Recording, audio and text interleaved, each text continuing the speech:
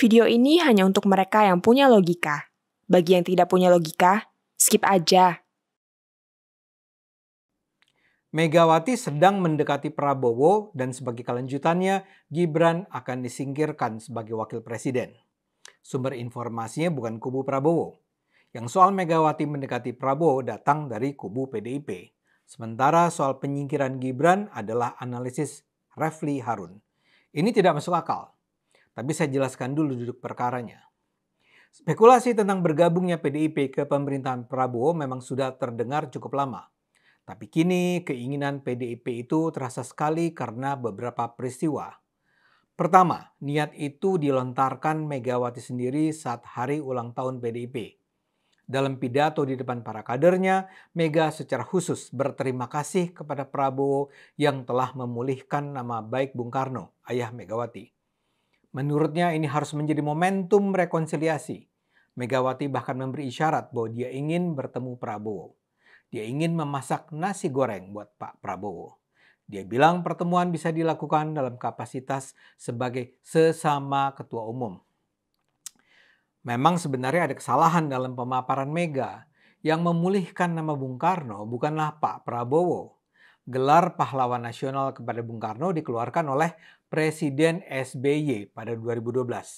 Sementara pada 2022, Jokowi menegaskan bahwa tidak perlu ada keraguan tentang pemberian gelar pahlawan nasional tersebut. Insinyur Soekarno telah dinyatakan memenuhi syarat setia dan tidak mengkhianati bangsa dan negara yang merupakan syarat penganugerahan gelar kepahlawanan, ujar Jokowi. Ya, tapi baiklah. Mengingat buruknya hubungan Mega, baik dengan SBY dan Jokowi, kita bisa pahamilah bila Mega tak mau berterima kasih kepada dua mantan presiden itu. Kemudian, peristiwa kedua yang menunjukkan PDIP ingin berkoalisi adalah di saat ulang tahun PDIP itu, Ketua DPP PDIP Ahmad Basarah mengatakan mereka tidak akan jadi oposisi di pemerintahan. Menurutnya, partainya akan bekerja sama dengan pemerintahan Prabowo walaupun kadernya tidak ada yang masuk dalam jajaran kabinet. Dan ketiga, pernyataan juru bicara PDIP Guntur Romli dalam dialog di Kompas TV. Guntur memuji-muji Prabowo, katanya tidak seperti Jokowi. Prabowo tidak pernah merecoki PDIP. Dari sejarahnya, Pak Prabowo tidak punya rekam mengganggu orang lain, bukan seperti presiden sebelumnya, kata Guntur. Jadi Anda bisa lihat betapa inginnya PDIP bergabung dalam koalisi Indonesia Majunya Prabowo. Dan tanda-tanda persekutuan Prabowo dan Megawati ini kemudian dikomentari Refli Harun. Dalam salah satu podcastnya, Refli menganalisis bahwa kubu Mega serius mendekat pada Prabowo. Menurut Refli, Mega tidak akan tahan untuk kembali jadi oposisi selama 5 tahun mendatang. Mega memang pernah punya pengalaman jadi oposisi 10 tahun di masa pemerintahan SBY. Tapi sekarang, Refli yakin itu tidak ingin diulang Mega.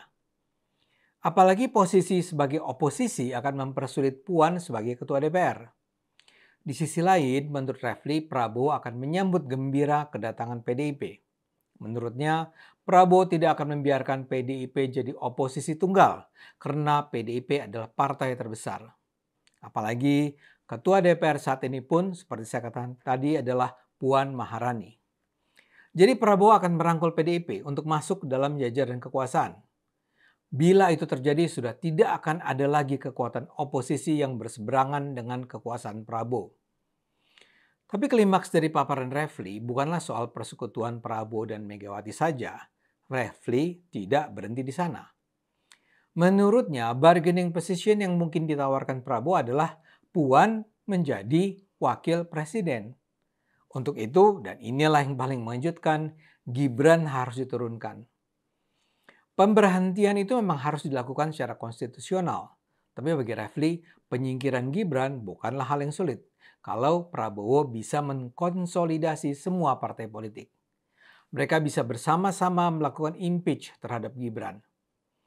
Menyingkirkan Gibran bisa saja dengan isu fufu fafa. Kalau korupsi sih pembuktiannya kan susah. Jadi yang lebih mungkin diangkat adalah isu fufu fafa sebagai tindakan tercela. Bagi Refli dalam hal ini Prabowo tidak perlu memikirkan pandangan Jokowi karena Jokowi sudah tidak lagi berpengaruh.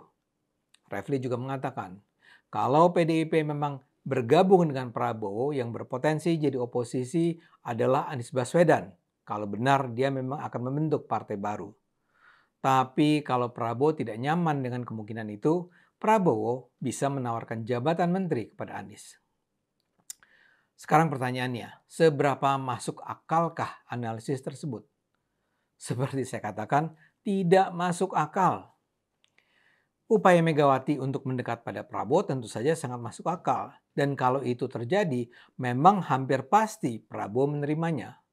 Tapi kalau itu harus mengorbankan hubungan Prabowo dengan Jokowi, itu hampir pasti tidak akan terjadi.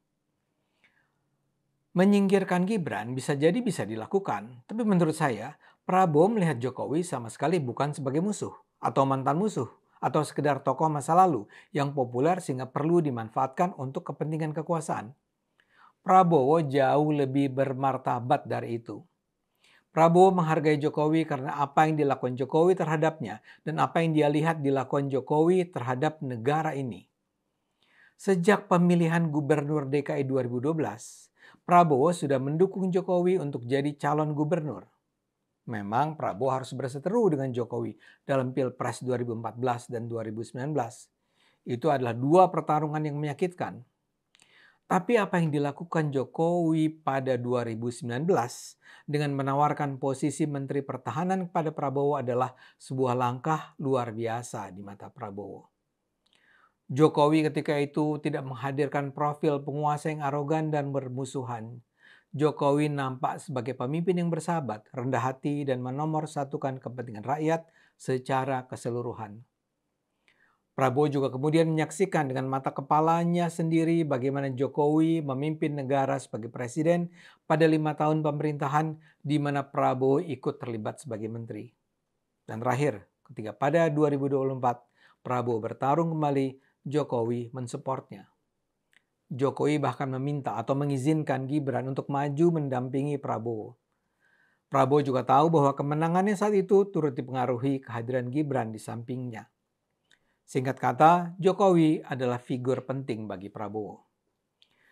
Prabowo memang sangat mungkin menerima Megawati untuk jadi anggota koalisi kekuasaannya, tapi itu hanya akan dia lakukan kalau itu harus terjadi tanpa mengorbankan Gibran dan Jokowi. Bayangan Refli bahwa untuk menerima Megawati, Prabowo akan menyingkirkan Gibran demi memberi tempat bagi Puan, saya percaya sangat tidak masuk akal. Coba saja kita lihat relasi kekuasaan Prabowo dan Megawati. Megawati adalah pihak yang membutuhkan dan Prabowo adalah pihak yang dibutuhkan. Prabowo tidak perlu menawarkan apapun pada Megawati bila Megawati mau bergabung. Justru Megawati yang harus menunjukkan manfaat apa yang akan diperoleh Prabowo agar sang presiden mau menerimanya. Prabowo berada di titik yang kuat, Megawati berada di titik yang lemah.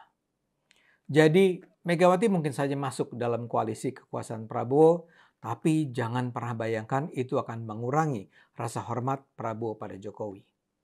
Ayo gunakan akal sehat, karena hanya kalau kita gunakan akal sehat, Indonesia akan selamat.